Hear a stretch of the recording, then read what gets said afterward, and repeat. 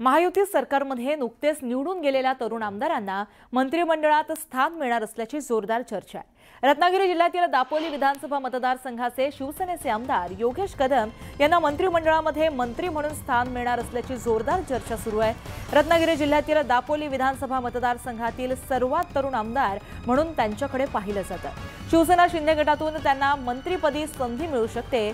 योगेश कदम हे शिवसेना नेते रामदास कदम यांचे सुपुत्र आहेत, त्यामुळे रामदास कदम यांनी योगेश कदम यांच्यासाठी जोरदार फिल्डिंग लावल्याचं सुद्धा मोठ्या प्रमाणात चर्चा सुरू आहे। तसंच मुख्यमंत्री एकनाथ शिंदे यांनी तुम्ही आमदार करा, मी नामदार करतो अशा प्रकारचे वक्तव्य प्रचार सभेदरम्यान केलं होतं। त्यामुळे आमदार योगेश कदम यांचं मंत्रिपद फिक्स असल्याचं बोललं जात आहे। पहिल्यांदा दापोली मतदारसंघाला मंत्रिपद मिळणार का हा प्रश्न सगळ्यांच्या मनामध्ये येणं साहजिक आहे। मी मगाशी म्हटलं तसं हा निर्णय माझा नाही, माझा असू शकत नाही, यावरती मी काय बोलणं चुकीचं राहील। परंतु मला विश्वास आहे की एक तरुण म्हणून शिवसेनेमधला सर्वात तरुण आमदार म्हणून नक्कीच जर का मला संधी दिली गेली तर त्या संधीचा उपयोग हा माझ्या मतदारसंघामधल्या आणि कोकणाच्या विकासासाठी करेल।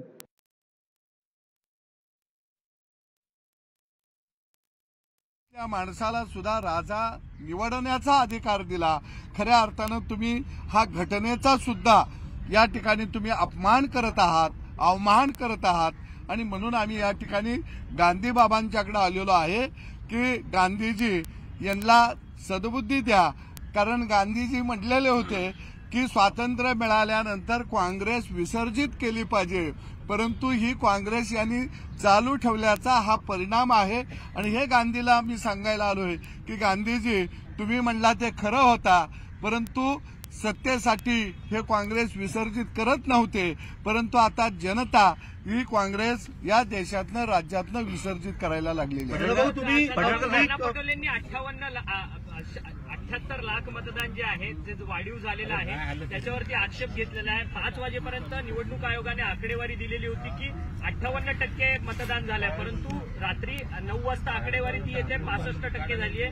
दुसऱ्या दिवशी ती आकडेवारी जाते 66%वरती। या सगळ्या 8% वाढलेत मतदान, त्याच्यावरती प्रश्नचिन्ह। महाराष्ट्रातल्या मतदाराचा खऱ्या अर्थानं हा घोर अपमान अवमान हे महाविकास आघाडीचे नेते करायला लागलेले आहेत।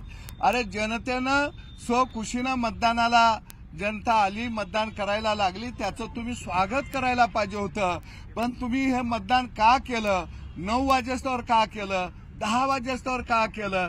अरे टायमिंग मध्ये जे लोक आत आले त्यांना मतदान सपेपर्यंत मतदान केंद्र बंद करता येत नाही। मग आत आलेल्या लोकांना मतदान सुरू ठेवलेलं होतं आणि त्यांना जी आकडेवारी आली ती त्यावेळी जे मतदान झालं त्याची आकडेवारी आलेली होती। आणि म्हणून मला वाटतं की राज्यातल्या मतदाराचा सुद्धा हे घोर अपमान करत आहेत। आतापर्यंत हे असंच करत आले, लोकांना मतदानापासून यांनी वंचित ठेवलं आणि निवडणुकात जिंकत आले।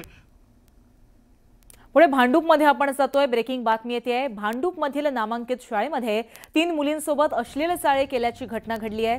शाळेमध्ये लिफ्टच्या दुरुस्तीसाठी आलेल्या कामगारानं मुलींसोबत अश्लील चाळे केल्याचं समोर आलंय। याबाबत भांडूप पोलीस ठाण्यामध्ये गुन्हा दाखल करण्यात आला।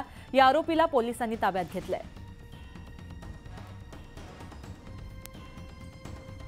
तर भांडूपमधला हा दुर्दैवी प्रकार समोर आलाय। भांडूपमधल्या एका नामांकित शाळेमध्ये 3 मुलींसोबत अश्लील चाळे केल्याची घटना घडली आहे। शाळेमध्ये लिफ्टच्या दुरुस्तीसाठी काही कामगार आले होते, त्यातील एका कामगारानं मुलींसोबत अश्लील चाळे केल्याचं समोर आलेलं आहे। तर या प्रकरणी पोलीस अधिकचा तपास करतायत। पोलिसांनी या आरोपीला ताब्यात घेतलेला आहे। भांडूप पोलीस ठाण्यामध्ये याबाबत गुन्हा दाखल करण्यात आलाय।